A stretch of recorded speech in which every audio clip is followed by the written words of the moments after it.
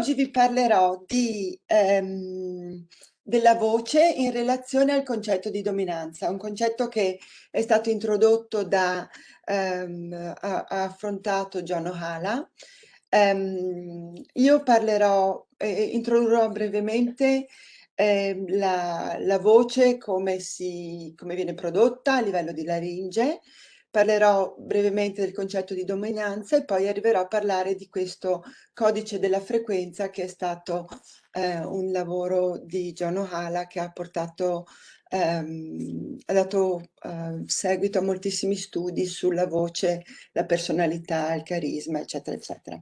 Quindi, perdonatemi se parto un po' dalle basi sulla voce e sulle funzioni della laringe nella produzione della voce, ma sono fondamentali per quello che dirò dopo, quindi rispolvero un po' le nozioni per molti studenti che hanno incontrato nei corsi di linguistica di base, di fonetica di base. Quindi la voce umana è uno strumento semiotico molto potente, che non veicola informazioni soltanto linguistiche, ma veicola anche tutta una serie di altre informazioni.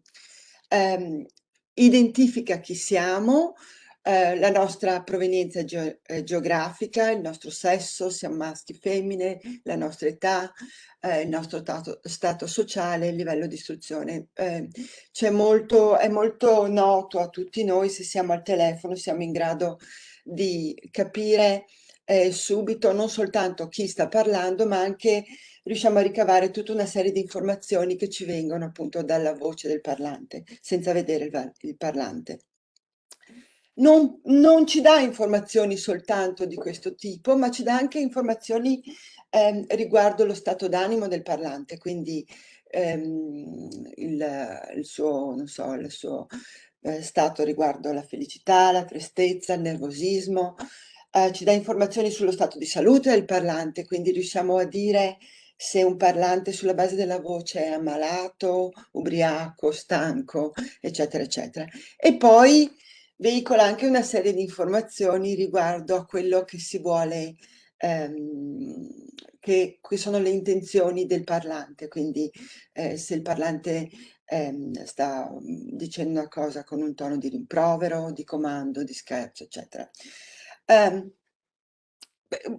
Perché riusciamo a fare questo? Perché riusciamo noi come parlanti, ascoltatori, riusciamo a decifrare, riusciamo a cogliere ed interpretare alcuni dettagli della produzione del suono, che ci vengono appunto dalla nostra esperienza come parlanti ascoltatori. Quindi il suono della voce che ci raggiunge ha origine nel tratto vocalico del parlante, e tutte le caratteristiche dell'onda sonora che viene prodotta dal parlante, che sono dovute alla conformazione particolare, alla dimensione e alla conformazione particolare del tratto vocalico del parlante, vengono appunto, formano quest'onda sonora che noi riusciamo a decodificare e ottenere tutte queste informazioni che ci riescono appunto a dire cose sul parlante, non soltanto informazioni linguistiche, ma anche tutte le altre informazioni che abbiamo visto fino adesso. Quindi qui è una figura sugli organi articolatori con la produzione dell'onda sonora, e noi in particolare vogliamo focalizzarci sulla laringe. La laringe, perché la laringe è il luogo dove viene prodotta l'onda sonora, e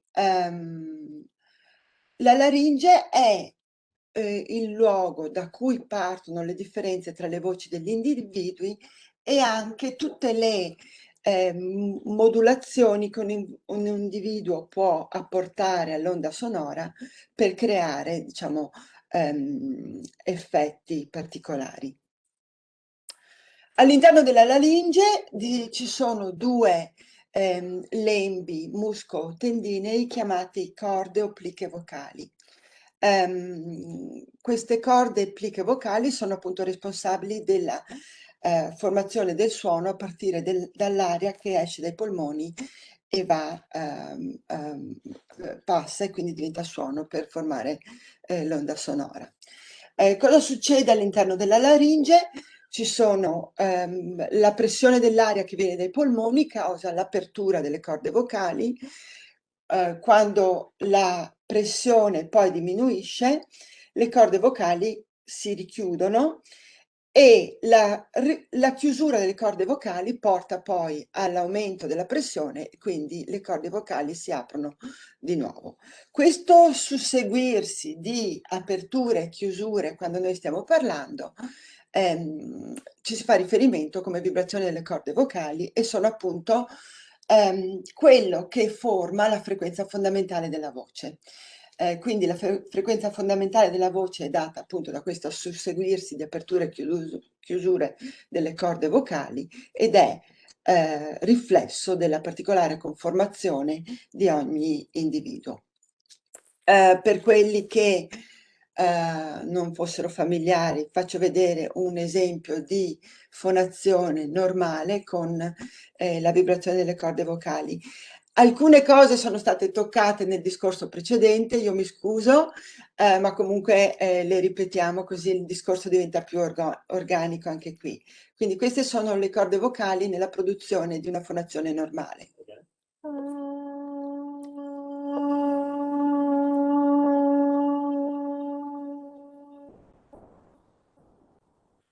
Ok, quindi, no, scusate.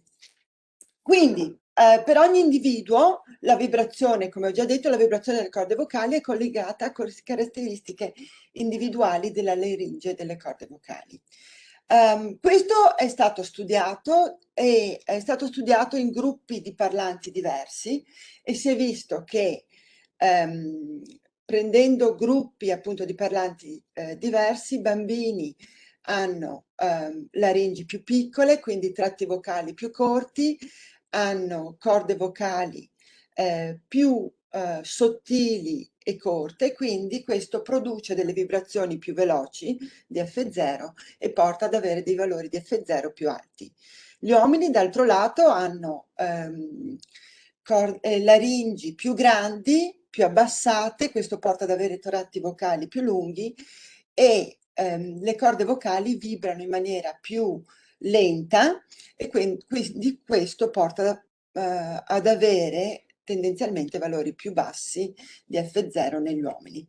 Le donne, diciamo, hanno valori intermedi tra i bambini e gli uomini, con laringi di dimensioni appunto inferiori a quelle degli uomini, tratti vocali più piccoli, dimensioni delle corde vocali più piccole rispetto a quelle degli uomini e quindi vibrano più velocemente, non velocemente come quelle dei bambini, e quindi hanno, diciamo, valori di F0 intermedi rispetto a quelli dei bambini.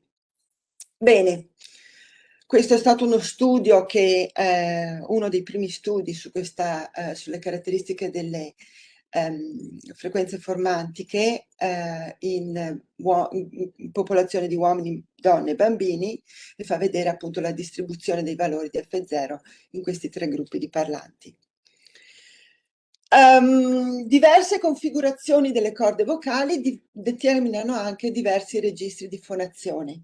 Quindi, a seconda di come io muovo posiziono le corde vocali all'interno della glottide, che è lo spazio della laringe preposto a questo, io avrò dei registri di fonazione diversi. Qui ho preso questa bellissima foto dal materiale di Antonio Romano e quindi lo ringrazio per questo.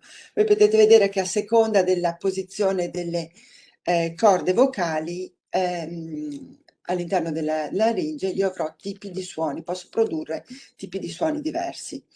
In particolare possiamo vedere la posizione di sonorità ed altre modalità come cricchiato, falsetto, bisbiglio e mormorio. Bene, quindi riassumiamo questa piccola parte, questa piccola introduzione sulla laringe che ho fatto e diciamo che la voce ha caratteristiche individuali che differenziano una persona dall'altra e può essere modulata e dare origine a differenti qualità della voce. L'esperienza come parlanti ed ascoltatori ci porta ad associare i valori di F0 con caratteristiche fisiche dei parlanti, quindi io sono in grado di, sulla base di quello che sento, individuare, capire se chi sta parlando è un uomo, una donna, un bambino, eccetera. Bene, allora adesso io che ho fatto questa breve introduzione su come viene prodotta la voce, vorrei parlare di come usiamo la voce per comunicare dominanza. Ehm, Prima di arrivare a questo voglio fare un'altra parentesi, e la parentesi riguarda che cos'è la dominanza, cosa intendiamo per la dominanza. La dominanza, a parte tutto, lasciatemi dire una cosa: questa parola dominanza non mi piace e credo che sia una traduzione dalla parola dominance, che in inglese sta benissimo, in italiano non mi piace, ma questo si trova. Comunque la dominanza è un modello di comportamento secondo il quale gli individui stabiliscono le gerarchie di gruppo. È stato un termine coniato da quelli che studiano il comportamento animale e appunto guarda come si comportano gli animali nel gruppo. A livello di gruppo animale è importante che si stabilisca una gerarchia, perché gli animali devono regolare la loro difesa degli spazi, l'accoppiamento, l'accesso al cibo, alle risorse se limitate. Quindi è importantissimo che all'interno di un gruppo di animali si stabilisca chi è l'alfa, l'animale alfa, e chi sono invece i sottomessi, i sottoposti, perché dovranno ubbidire a quello che è il comportamento dell'alfa, dell'animale alfa. Ci sono alcune caratteristiche e benefici di questa dominanza. Intanto è collegata tipicamente la dominanza alle dimensioni corporee dell'animale, quindi tipicamente l'animale alfa è quello che è più grande nel gruppo, che si dimostra anche a livello fisico con caratteristiche di dimensioni superiori rispetto agli altri. Chi ha queste dimensioni superiori, chi può sembrare l'animale alfa, ha anche una serie di privilegi e prestigi all'interno del gruppo, quindi è quello che decide riguardo a tutte le cose dello spazio, del cibo, eccetera, eccetera, ma anche alle scelte prioritarie a livello di riproduzione. Quindi l'animale alfa può scegliere prima degli altri quale è tipicamente la femmina che garantisce migliore riproduzione. Come si esprime la dominanza? Guardiamo prima come viene espressa la dominanza a livello di regno animale. Esistono due strategie, partiamo dalla strategia cosiddetta visiva. La strategia visiva, questo è stato studiato da Morton. Morton dice che gli animali esprimono dominanza cercando di apparire più grandi possibili. Se voi vedete qui una gara tra due galli, i galli ingrandiscono il loro, insomma, la loro cresta, non so come si chiami, per sembrare più grandi. Come si dice? Vabbè. Comunque, questo non è soltanto ovviamente dei galli, ma lo vedete in tantissimi altri animali. Quindi se voi vedete un gorilla in posizione, in una posa aggressiva, dominante, voi vedete che si ingrandisce il suo corpo, così fa il cigno, così fa il cobra, che estende il suo corpo per dimostrare potere e dominanza, e così fanno gli istrici che rizzano i loro aculei per sembrare più grandi. Ma non solo questi animali, lo ritrovate anche nei nostri animali di casa. Per esempio un gatto, se si sente minacciato e vuole essere aggressivo, si arrotonda in modo da sembrare più grande. E ci sono anche dei cosiddetti marcatori di dimensione permanenti che proiettano dominanza. Quindi il leone, tipicamente il leone dominante è quello che ha la criniera più grossa. Lo stesso in altri tipi di animali sono questi marcatori di dimensione permanenti che indicano che l'animale è alfa, cioè il più grande, il più dominante del gruppo. Qui ci sono altri due animali che mostrano la stessa cosa, dove ci sono questi marcatori permanenti di dominanza. D'altro lato, Il meccanismo opposto è quello che quando si vuole apparire più sottomessi possibile, si cerca di ridurre le proprie dimensioni e quindi questo lo vedete di nuovo con gli animali che siamo abituati a vedere, per esempio un cane in atteggiamento sottomesso cerca di abbassarsi, ridurre la sua dimensione. Se voi osservate cani che si incontrano, per esempio un cane grande che vuole giocare con un cane piccolo, tipicamente il cane abbassa la propria dimensione per cercare di dare un segnale, veicolare un segnale di sono indifeso, non sono minaccioso, non sono dominante. E questo è lo stesso l'atteggiamento del cane che vuole giocare, non minaccio, non sono dominante, ma sono sottomesso. Oltre alla strategia visiva, gli animali usano anche una strategia acustica per comunicare la loro dominanza.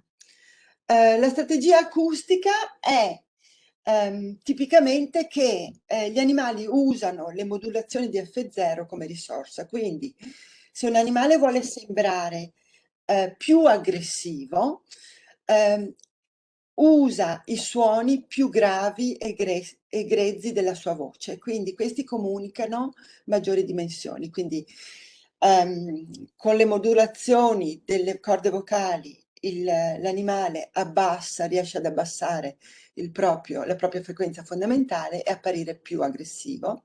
D'altro lato, può modificare la propria frequenza fondamentale per avere dei suoni più alti ed acuti e quindi sembrare più indifeso, non minaccioso. Questo è di nuovo un meccanismo al quale siamo abituati, per cui se io per esempio vi faccio sentire, siamo abituati e non abbiamo nessun problema con questo, se io vi faccio sentire i suoni per esempio di due animali, due cani,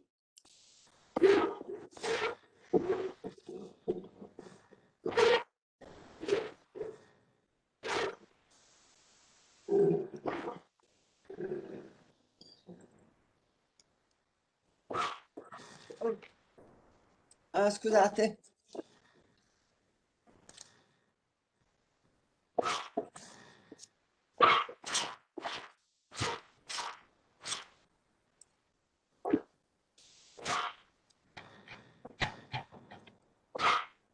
Credo che nessuno di noi abbia... Scusate, non devo toccare. Credo che nessuno di noi abbia problemi a identificare il cane grande come il primo e il cane piccolo come il secondo. Quindi siamo abituati ovviamente anche come noi sentiamo le persone, siamo in grado di dire questo è un adulto, questo è un bambino, eccetera, eccetera, così dei cani siamo in grado di riconoscere il cane grande dal cane piccolo, ma non solo, anche con se noi sentiamo un cane, sentiamo questo suono di cane.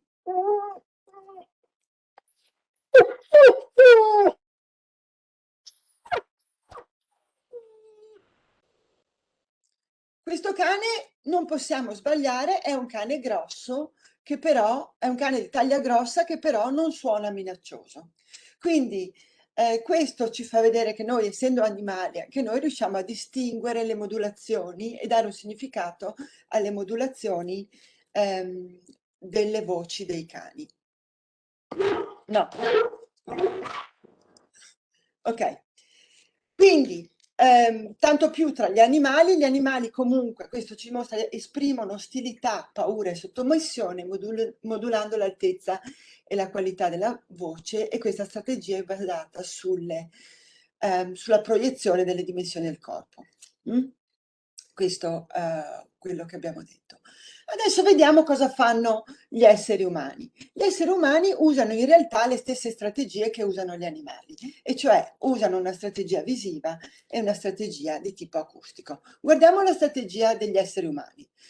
Queste sono pose cosiddette dominanti degli esseri umani. Voi vedete che in tutte queste figure la persona dimostra la propria dominanza con una posizione del corpo che è, diciamo, allargata. Può essere una cosa, diciamo, di tipo permanente, come il leone che ha la criniera grossa, quindi una persona che ha muscoli molto sviluppati, può essere una persona che si mette in posizione dominante, ingrandendo lo spazio che usa attorno a sé, o può essere una persona che, siccome ha un atteggiamento vincitore di vittoria, come questi due, usano lo spazio per comunicare io sono vincitore.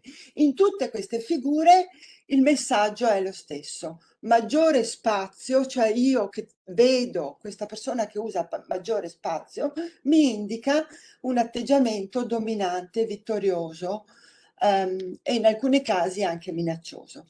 Vi voglio far vedere queste altre foto molto interessanti. Vabbè, queste sono l'opposto, cioè pose cosiddette sottomesse, in cui l'essere umano, anziché avvantaggiarsi dello spazio e sfruttare lo spazio attorno a sé, riduce lo spazio a sua disposizione per dare un messaggio di sottomissione. Quindi, come io mi allargo per dimostrare dominanza, così mi stringo per dominare sottomissione. Particolarmente interessanti sono questi esempi in cui vedete cosa stanno facendo le persone. La persona più alta si abbassa per dimostrare sottomissione, quindi in questo incontro con la regina, adesso mi sfugge il suo nome, scusatemi, come si chiama? Non mi ricordo, vabbè. Comunque, Kate. ok, Kate Middleton. grazie. La Kate si abbassa per dimostrare che lei è sottomessa alla regina. Lo stesso Obama, molto alto, si abbassa per dimostrare deferenza verso Hillary. E lo stesso nelle nostre immagini dei film, eccetera, eccetera, continuamente vediamo questo atteggiamento, ma anche nella vita di tutti i giorni, questo atteggiamento di deferenza. Deferenza vuol dire mi abbasso per dimostrare che tu sei superiore a me. Ok, guardiamo adesso la strategia acustica che utilizziamo per dimostrare dominanza. Qui ci rifacciamo a questo codice della frequenza introdotto da John Ohala.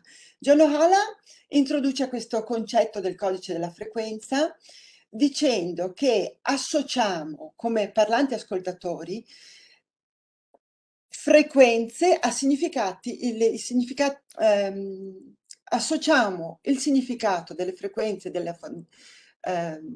F0 a significati primari e secondari, e cioè il significato primario è quello che riguarda la dimensione del vocalizzatore, e cioè io ad alte frequenze identifico un vocalizzatore piccolo, a basse frequenze identifico un vocalizzatore grande, e poi un significato secondario in cui al piccolo associo l'idea di sottomissione, subordinatezza, e al grande associo invece l'idea del dominante, aggressivo, minaccioso.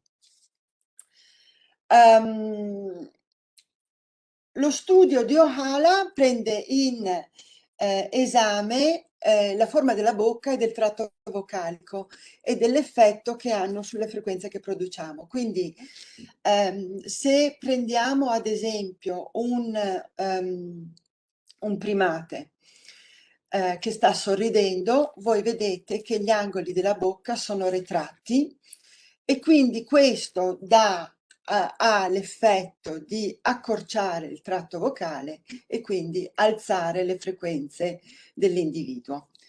D'altro lato, in un comportamento di aggressività, le labbra tendono ad essere protruse, e quindi questo porta ad un allungamento del tratto vocale e a origine di suoni a bassa frequenza. E John Ohala chiama questo una faccia a do o face.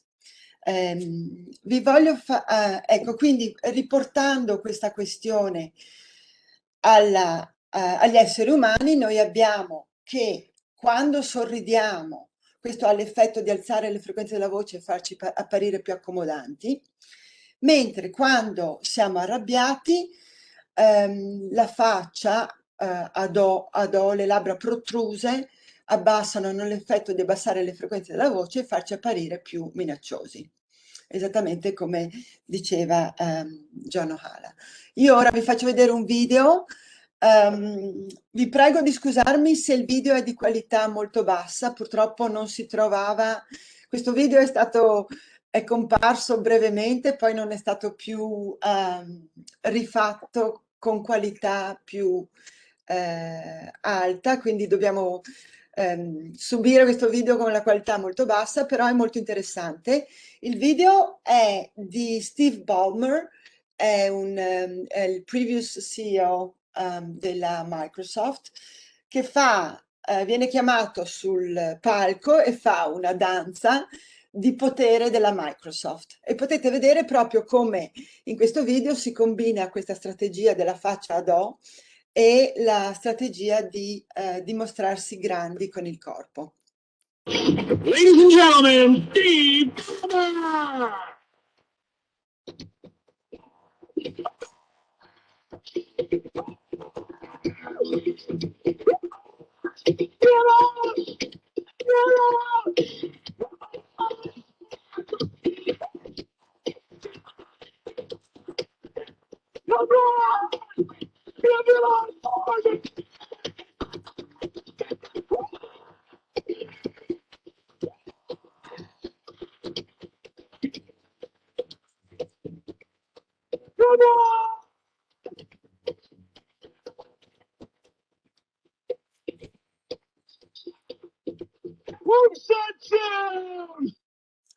Ok, questa esibizione di Steve Ballmer. Comunque è un'ottima esemplificazione di questa combinazione di strategie appunto acustiche e visive per dimostrare dominanza. Oh, scusate. Quindi, anche per gli esseri umani come per gli animali, noi vediamo che una voce grossa proietta una dimensione corporea più grande e intimidisce, ha l'effetto di intimidire l'ascoltatore. Una voce acuta invece proietta una dimensione corporea più piccola e non intimidisce, ma anzi ha l'effetto di attrarre l'ascoltatore. Un'estensione di questa teoria di John Ohala è quella che dice che nelle lingue del mondo le vocali e le consonanti caratterizzate da alta frequenza vengono utilizzate per indicare cose di piccole dimensioni, mentre le vocali e le consonanti che sono caratterizzate da alta frequenza, da bassa frequenza, vengono utilizzate per indicare cose di grandi dimensioni. Quindi qui ci sono esempi da 3 lingue indoeuropee, ma in realtà lui fa altri esempi anche da lingue che non sono soltanto europee. Qui abbiamo il spagnolo chico versus gordo, petit versus grand, e micros e macros, appunto, che indicano concetti di piccolo versus grande. Un'altra tendenza universale riguarda l'uso dei contorni intonativi, dove le frasi dichiarative con F0 basso o discendente, le frasi dichiarative hanno F0, tendenzialmente F0 basso o discendente, mentre le frasi interrogative hanno tendenzialmente F0 alto o ascendente.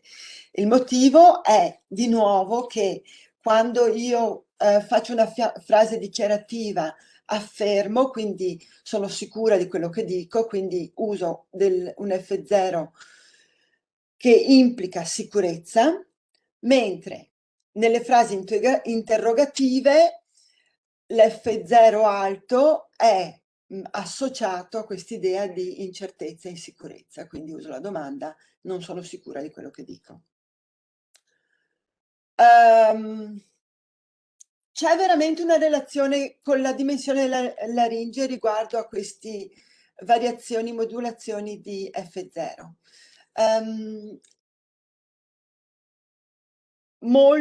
Alcune osservazioni sono state fatte riguardo al fatto che queste cose potrebbero essere, la dimensione della laringe potrebbe essere collegata a funzioni che sono completamente collegate al parlato, mentre John Ohala parla di dimorfismo sessuale in relazione all'anatomia della voce, e cioè alla dimensione della laringe. Quindi ritorniamo un attimo a parlare della laringe. Se noi guardiamo le dimensioni della laringe nell'uomo e nella donna, le femmine rispetto ai maschi hanno i maschi rispetto alle femmine hanno una laringe più larga del 50% e più bassa. Questo porta al fatto che i maschi hanno un tratto vocalico più lungo del 15-20% e delle corde vocali più lunghe, circa di 4-5 centimetri rispetto alla media di quella delle donne. In alcuni casi, spesso, la differenza nelle dimensioni della laringe è anche visualizzabile in quello che ci è noto come pomo d'Adamo. Quando noi vediamo il pomo d'Adamo, questa è proprio un'espressione della laringe maschile che si vede. Tendenzialmente nelle donne non c'è il pomo d'Adamo. Questo dimorfismo nelle dimensioni della laringe si verifica durante la pubertà, e cioè quando i maschi iniziano ad attrarre le femmine. E non può, secondo Hala, essere collegato al parlato perché compare molto dopo che i parlanti iniziano a parlare. Una delle funzioni, secondo Hala, è questo di rendere visibile la componente uditiva delle caratteristiche di mascolinità. Quindi la voce è anche visibile con questo ingrandimento della laringe. Questo ci sono anche alcuni animali dove si vede, tipo per esempio alcuni alci, si vede proprio questo ingrandimento della laringe molto visibile che arriva anche lì in età di pubertà. A cosa viene associato questo cambiamento di dimensioni della laringe? E le differenze nella frequenza fondamentale.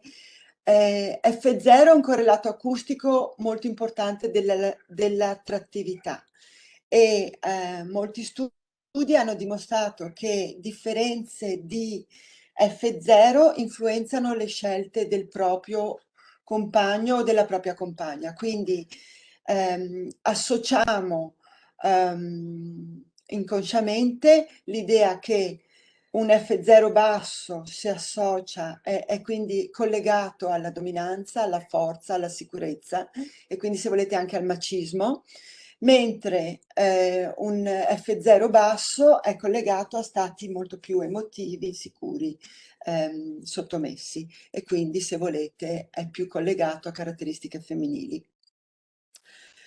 Gli studi hanno visto che queste differenze in F0 vengono anche associate a tratti individuali, quindi della personalità, del carisma e della leadership. Questo potrebbe essere un argomento di grande presentazione, non vado tanto dentro in questo perché suppongo che Jane Stuart Smith di oggi pomeriggio parlerà di queste cose, quindi lo accenno soltanto brevemente. Voglio solo, sono in chiusura, voglio solo vedere 2 ultimi video per dimostrare questa relazione tra variazioni di F0 e come viene interpretata a livello così della nostra vita di tutti i giorni. Vi voglio far vedere innanzitutto, vi voglio far vedere un breve video di una scena molto famosa di un film prodotto negli anni 40 dove, da Via col vento, per quelli che sono magari troppo giovani per conoscere questo film, e voi sentirete questa voce di questa donna che è una voce che non si usa più.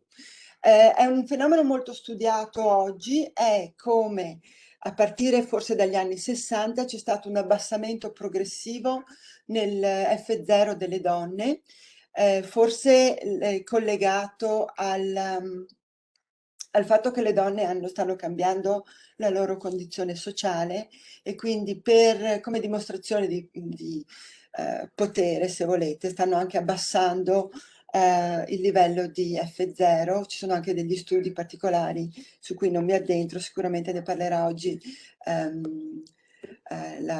l'oratrice più dopo. Però seguente, vi faccio però sentire questo breve video. Don't you want to marry me? I'm going to marry Melanie. But you can't, not if you care for me.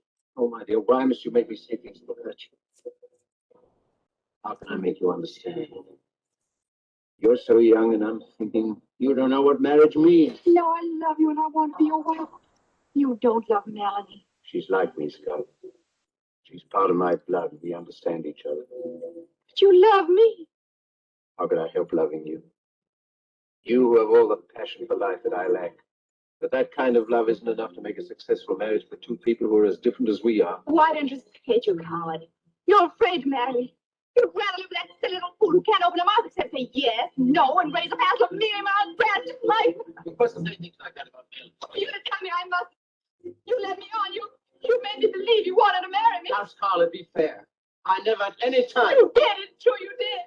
I hate you. I die. I die. Ecco, questa è la fine della scena. Sono sicura che noi possiamo in un certo senso dire questa è una voce di altri tempi, è una voce estremamente acuta che sicuramente una donna americana media oggi nei film sicuramente non avrebbe. Vi faccio vedere un ultimo video, un altro caso molto famoso, molto noto, che è quello del cambiamento della voce a cui si è sottoposta, che la Lady Thatcher, e cioè Lady Thatcher aveva una voce molto più alta prima di diventare primo ministro. Quando è diventata primo ministro prima di diventare primo ministro ha seguito dei corsi appositi sulla voce per poter abbassare il suo livello di voce, l'altezza della sua voce, in modo da poter suonare più potente. E quindi la differenza addirittura è di 46 Hz dalla voce prima e dopo di questo cambiamento. Qui voi vedrete un breve video appunto dove nella prima parte Lady Thatcher ha la voce alta prima di diventare primo ministro e poi nella seconda parte lei è primo ministro e ha la voce molto più bassa. I've been so busy that I haven't had really much time to think about it. After all, I know I'm still only me, and so do my family. But I'm very much aware of the responsibilities and a little bit apprehensive. Who wouldn't be when you think of the names that I follow? Let me answer that very deeply, because I feel very strongly about it. The greatest divisions this nation has ever seen were the conflicts of trade unions towards the end of a Labour government.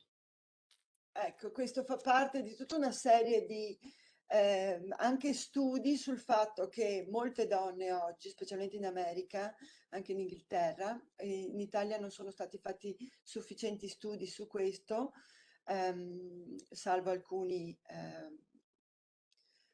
pochi studi, dove le donne per dimostrare maggiore potenza cercano di abbassare la loro voce. In particolare donne in politica, in business e anche moltissime attrici, quindi essendo molte attrici che usano questo tipo di voce, questo sta avendo un effetto molto generalizzato a livello proprio negli Stati Uniti, in Gran Bretagna, ma anche in altri paesi. No, ok. Penultima slide, voglio dire gli studi di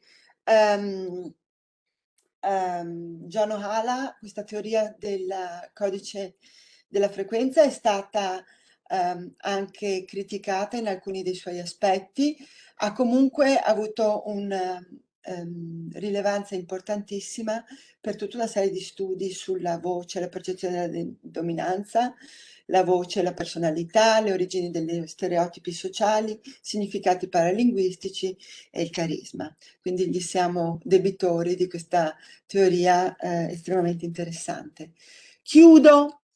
Cosa possiamo dire da tutto questo discorso? Vorrei dire, specialmente per le persone che non sono fonetiste, quelle che abbiamo sentito si occupano dell'importanza della voce, per esempio per la traduzione, eccetera, eccetera, è importantissimo che come esseri umani siamo consapevoli che siamo in grado di modulare la voce per trasmettere il giusto messaggio e che il modo in cui parliamo influenza ciò che gli altri pensano di noi. Io faccio, come accennava Tonino nella presentazione che ha fatto di me, io insegno corsi anche di public speaking e vi assicuro che la voce è una componente fondamentale del parlare in pubblico e del successo che uno ha quando parla in pubblico. E ovviamente, come in molti campi, c'è ancora molto da scoprire. Chiudo, vi ringrazio e spero che abbiate trovato questa presentazione interessante, anche se per molti aspetti forse saranno state cose note. Grazie.